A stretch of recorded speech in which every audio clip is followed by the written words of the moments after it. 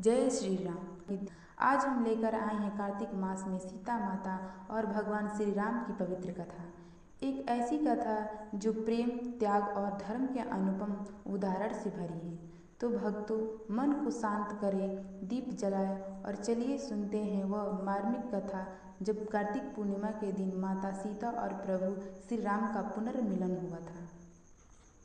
हिंदू धर्म में 12 महीनों में कार्तिक मास को सबसे पुण्य महीना कहा गया है। यह महीना भक्ति, स्नान, दान और दीपदान का होता है। इस पवित्र मास में एक अत्यंत मार्मिक घटना घटी। माता सीता और भगवान श्री राम का अंतिम मिलन। लंका विजय के बाद जब श्री राम अयोध्या लौटे, सब ओर आनंद छा गया। लेकिन कुछ समय बाद अयोध्या के कुछ लोगों ने सीता माता के लंका में रहने पर संदेह किया। भगवान श्री राम के लिए धर्म सबसे ऊपर था। उन्होंने अपनी व्यक्तिगत घृणा को त्यागते हुए माता सीता को वाल्मीकि ऋषि के आश्रम भेज दिया। वाल्मीकि आश्रम में माता सीता ने लव और कुश को जन्म दिया। वही वन में तपस्या करती रही, सदैव श्री राम का स्मरण करती हुई। तब अश्वमेध यज्ञ और पुनर्मिलन। वर्षों बाद भगवान श्री राम ने अश्वमेध यज्ञ करने का निश्चय किया। यज्ञ की पूर्णता के लिए धर्म की दृष्टि से माता सीता की उपस्थिति आवश्यक थी। वाल्मीकि ऋषि ने सीता जी को यज्ञ भूमि में लाया।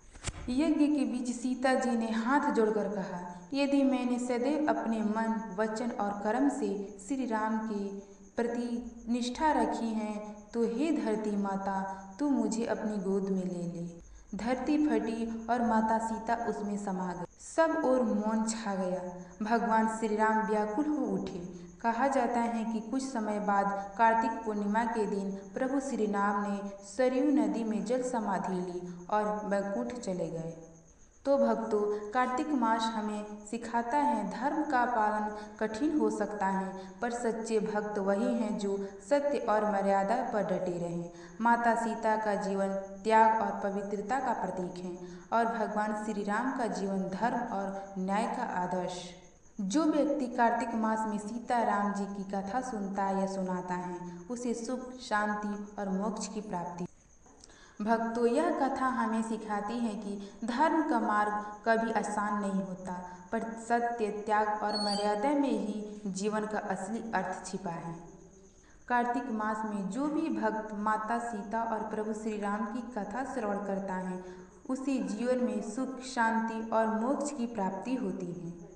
अगर आपको यह कथा अच्छी लगी हो तो कृपया लाइक करें, शेयर करें और हमारे चैनल को सब्सक्राइब करना ना भूलें। कमेंट में लिखें जय सिया राम, ताकि इस कथा का आशीर्वाद हर घर तक पहुँचे।